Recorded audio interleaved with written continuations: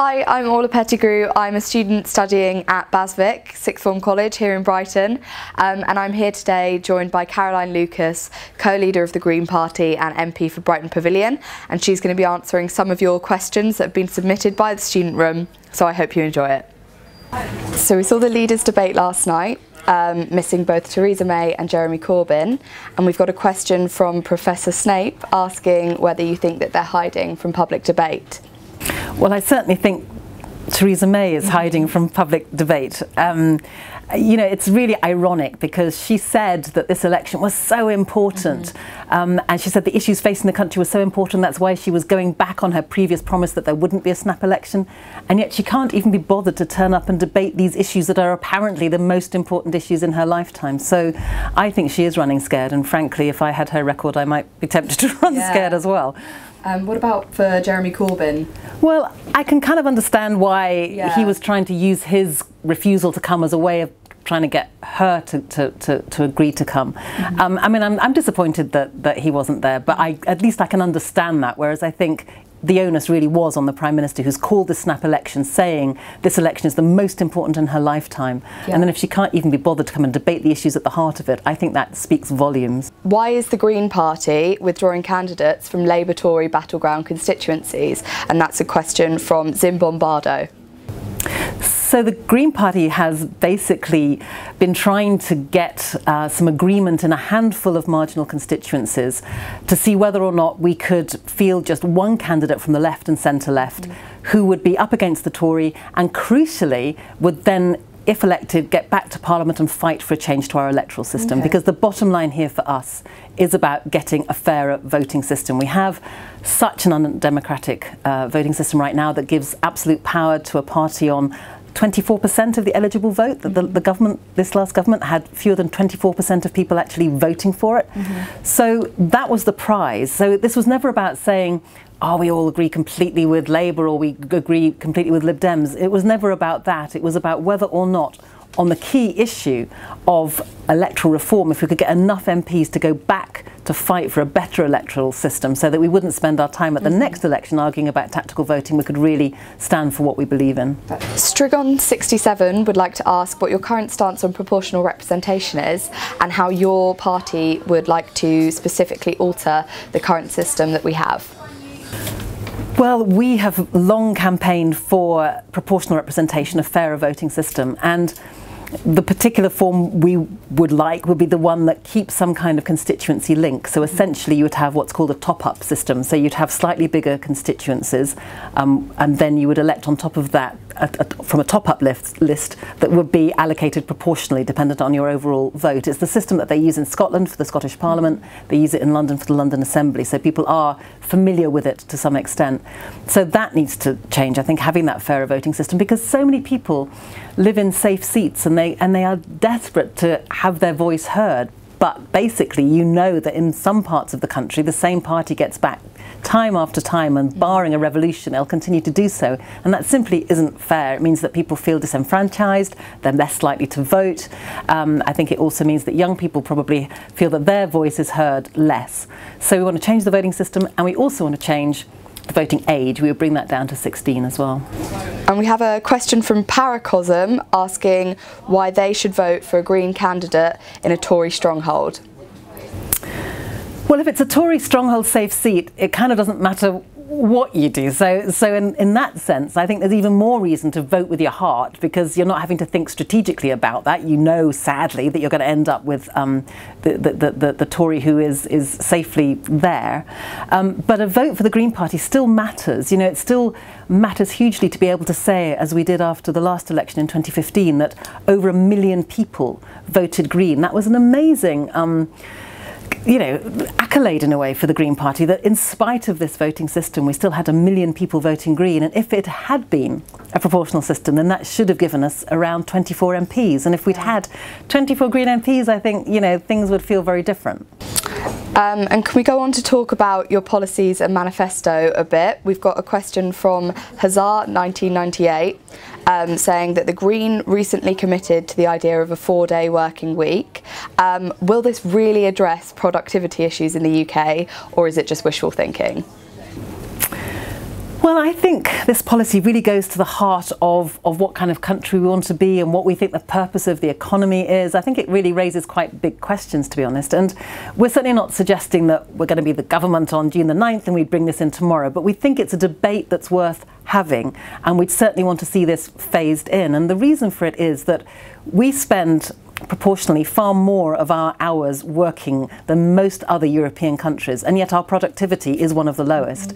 And I think there's quite a bit of evidence that suggests that beyond a certain number of working hours, your productivity doesn't keep going up, it starts to come down. And I think there is evidence that would suggest that if people were more rested, if they felt more sort of energized, their productivity would go up, but they would also have more time to spend with their family, with their friends, doing what they love to do. And you know, it just strikes me as really odd that 100 years ago people were saying, you know, that very soon we were going to have a situation where all of us would be working less, we'd have more leisure time.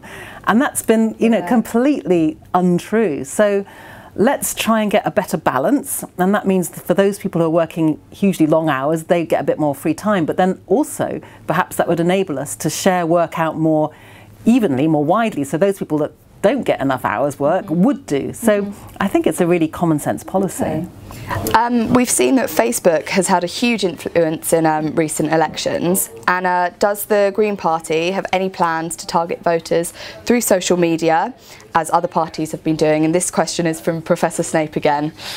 Well, we do, and we have been. I would love us to have some more financial resource so we could do more of it. And, you know, I would think I heard something like we've got about £15,000 for Facebook advertising. I mean, that compares to millions that the other parties are spending on it. So it's a very uneven battle. But having said that, in principle at least, social media is an area where, you know, parties that don't have the massive resource of the other big parties ought to be able to be much more nimble and more flexible and use good ideas and so on. And I think we are doing that. I'd like to see us do even more. But certainly young people are a massive target audience for us. And we think that we speak to young people in terms of the policies that we have in a way that quite a lot of other parties don't, in the sense that it's not just about wanting you to have your voice with votes at 16, but it's also about things like you know, trying to ensure we have more affordable housing, trying to ensure that people are not burdened with debt, and we'll probably come on to tuition fees sooner or later, but we would scrap tuition fees. The climate that we're leaving to our young people, I think, you know, basically previous generations have trashed it and young people are having to clear up the mess, and so you should have a voice and a vote in that. Brexit, I think, is going to be really problematic for young people. I feel genuinely that the existing parties have betrayed young people on this one, because we know that if young people had been able to vote in the referendum, probably the outcome would have been very different. So for all of those reasons, we think that appealing to young people and trying to engage them more in the political process is really vital. Okay. We've got a question from Frankie Log asking whether you support the legalisation, taxation and regulation of cannabis in designated dispensaries as supported by the Lib Dems and as implemented in various states in the USA. I absolutely support it, and I think there's a huge amount of evidence that suggests that it's actually a safer policy as well. So I know the Lib Dems are kind of saying, look, we could get how much was it? A huge amount for their billion for their tax revenues from it. But as well as that, I think there's evidence that suggests that if you had a regulated market in cannabis, you'd be more sure about what was in it, because there are concerns that people have that the skunk on the market today, you don't know how strong it is, you can overdose, well not overdose, but you can make yourself quite ill from using it because you don't know what's in it. Yeah. Whereas if you had a regulated market, I think it would be safer because you would know what was in it, and I think also it would mean that you would be less likely perhaps to go on to other drugs that might currently be, you know, more likely to happen when drug dealing is happening, you know, undercover, as it were. So we think it's a safer policy. We think it's, it makes common sense, and there's plenty of evidence from other countries that it doesn't lead to everybody suddenly, you know, completely kind of zonked out with spliffs. It doesn't lead to that. There's a contrast, of course, as well with alcohol, which most people would say has more impact on people's lives in a negative way than cannabis ever has, and we seem to have a very inconsistent way of dealing with different kinds of drugs. And we've got another question from Alex Knows It All saying, should the Green Party be promising to provide free disposable towels and tampons to those who cannot afford it? Surely would it not be better to provide those who are in need with free reusable period products to limit the amount of non-recyclable waste going into landfill? Well, that's a perfectly reasonable observation. I mean, I guess what we would do is to make both things available, because some people would prefer, for whatever reason, not to use the reusable ones, and that's fine too. I mean, it's nice to encourage people in that direction, because obviously it is better for the environment, but for various reasons people might simply not want to. So I don't think the issue there really is about what kind of sanitary products we're offering. I think the issue is that for people who are homeless in particular, we've heard really heartbreaking stories of just the shame and the distress that's caused by not being able to, just get something as basic as that. We've heard people describing how some kids just missing school because they don't have the products to make themselves feel safe and comfortable at school. So this is having a real impact on people's lives, and it just seems to me that in the 5th biggest economy in the world, if we can't just provide this kind of thing for free, then that's something going wrong. I mean, we certainly support all of the campaigns too that would be getting rid of VAT on them. I think they should just be free, frankly. I mean, the figures for how much it can cost over a lifetime, and they vary, but it's anything between like £4,000, or some estimates put it even as high as £18,000 that women spend over the course of their lifetime on having to buy sanitary products. I mean, that is just not fair. I can't help thinking if it was the men buying them, we might have had a bit of swifter action on this one. We've got a question from Zargabath, who says that they're extremely passionate about animal welfare and feels that the Greens are one of the only parties that focus on this issue. But she or he was wondering what your views are on the ritual slaughter of animals for religious reasons. Well, I know this is an issue that is controversial, but the Greens would, I think, support the view of organisations like Compassionate World Farming, with whom we work very closely.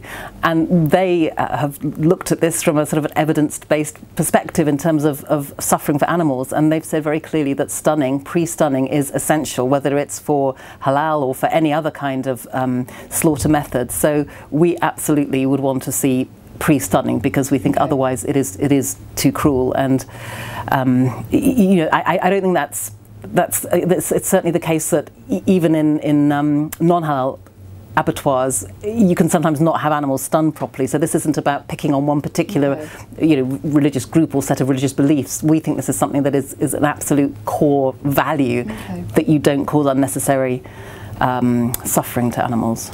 Obviously you're co-leader of the Green Party, and we've got a question from Full of Surprises saying that climate change remains the main issue facing humanity, but feels that most current politicians ignore the issue. So I was wondering what you would do to persuade them to lead the public on it. I mean, why the other parties ignore it so much, I genuinely find hard to answer, in the sense that there are so many advantages to tackling the climate crisis, not just the fact that we have to, otherwise our climate is utterly screwed, but also the fact that to invest in the green economy, to invest in renewable energies and energy efficiency just makes so much sense from a point of view of creating more jobs, and from the point of view of people's fuel bills. There's a lot of discussion just now about whether or not we should introduce energy caps, so that the price caps from the energy companies. And that's fine as far as it goes, but it doesn't tackle the underlying problem, which is that we have very leaky homes. Our homes are not fuel efficient, and therefore people just spend far more money than they need to, essentially heating the atmosphere around their homes rather than the homes themselves. So a massive nationwide programme of proper insulation would pay for itself over time, because of the job creation element of it, because you get more tax going back into the revenue. It would create hundreds of thousands of jobs, it would get people's fuel bills down, it would address the climate crisis. So to me it's a no-brainer, and it's such a vibrant part of our economy potentially. There are so many jobs in the green economy, and it's why would you keep trying to get fossil fuels out of the ground when we've got really good alternatives that are cheaper as well. So we've got to stop subsidising fossil fuels, we've got to be investing in renewables and energy efficiency. Lots of other countries are doing it, and they're getting the competitive advantage of doing it because they're basically ahead of us. So I find it really extraordinary that this is constantly the issue that never finds its way onto the election agenda, in spite of our trying very hard to get it there. I've got a question for you. I was wondering why the Scottish Green Party is for Scottish independence when surely this nationalist stance is at odds with your pro-EU views.